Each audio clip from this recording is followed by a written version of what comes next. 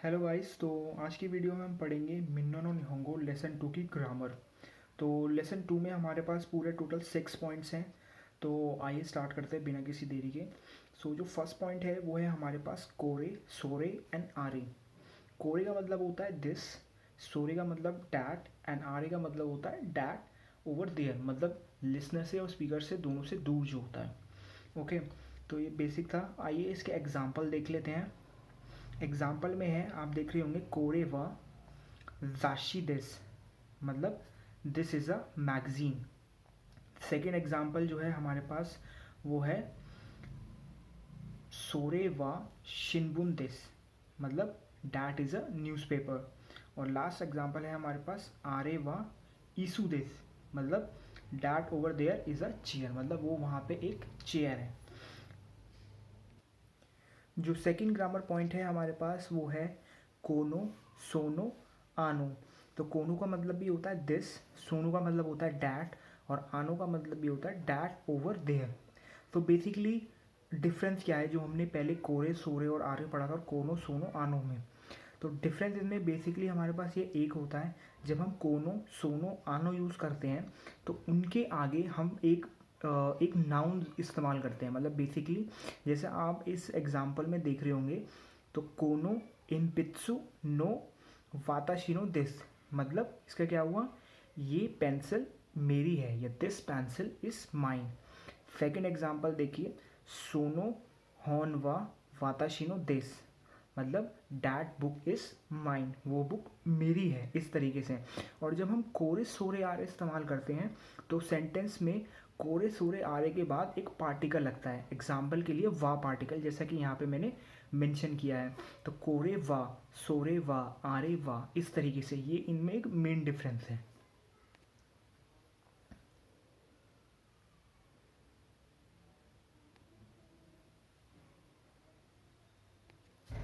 आइए अब देखते हैं पॉइंट नंबर 3। पॉइंट नंबर 3 पे हमारे पास सो दिस और सो जा रिमासीन। इसका हम बेसिकली यूज़ करते हैं जैसे किसी ने हमसे कोई क्वेश्चन पूछा तो उसका आंसर देने में, is use to answer the question. Example के लिए जैसे आप यहाँ देख रहे हैं, सोरे व टेलीफोन कादो दिस का, मतलब इस दैट अ टेलीफोन कार्ड। और इसका एग्जाम्पल अगर आपको याद होगा तो हमने लेसन 1 में पढ़ा था। लेसन 1 में अगर अगर सिमिलर हमसे कोई क्वेश्चन पूछे तो हम उसका रिप्लाई कैसे करेंगे, high telephone card this, yes it is a telephone card. Okay, but यहाँ हम इसका और मतलब और जेन्युइन वे में अगर हम इसका आंसर देते हैं तो वो कैसे देंगे, high so this, yes it is. ये हो गया पॉजिटिव रिप्लाई। और इसी का अगर हमें नेगेटिव बोलना हो तो वो कैसे बोलेंगे, ये सो जा रिमासी, नो इट इज़ नॉट। इसका हमारे पास एक और होता है, ये चिगाई मास या ये चिगाई। तो बेसिकली चिगाई मास का मतलब क्या होता है, रॉन्ग या नेगेटिव एक तरीके से। तो हम ये भी इसके लिए बोल सकते हैं। ओके,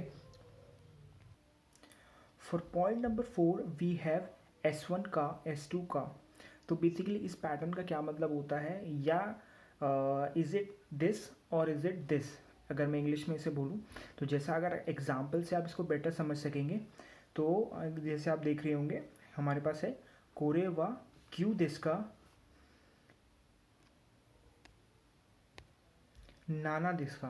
तो इंग्लिश में हम कैसे बोलेंगे इसको, इज दिस अ 9 और 7। और इसका रिप्लाई हम कैसे करेंगे, मान लीजिए अगर हमारे आंसर है 9 तो हम रिप्लाई कैसे करेंगे, Q this it is a 9। Okay, तो ये एग्जांपल हो गया इसका।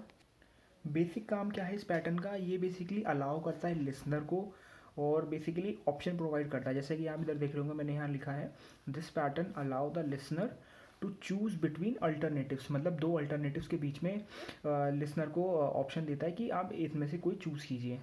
ओके, तो ये हो गया हमारा पैटर्न 4 इस चैप्टर का। इसके बाद है हमारे पास फिफ्थ पैटर्न, जो कि है N1 नो N2।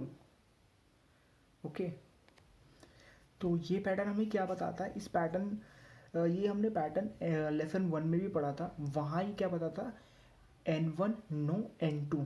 यहाँ भी कुछ इस तरीके से है, आइए देखते हैं। तो जैसा कि मैंने यहाँ लिखा है N2 इज़ अबाउट N1, मतलब जो N2 है वो इज अबाउट N1, मतलब N1 डिफाइन करेगा N2 को और N1 owns N2।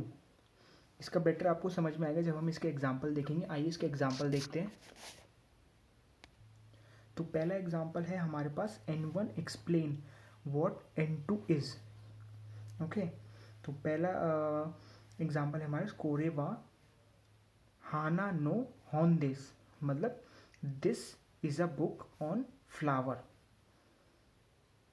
ओके, फिर सेकेंड एग्जाम्पल है हमारे पास, जब हम देखते हैं N1 explain who owns N2। Okay, तो यहाँ है हमारे पास कोरेवा वाताशिनो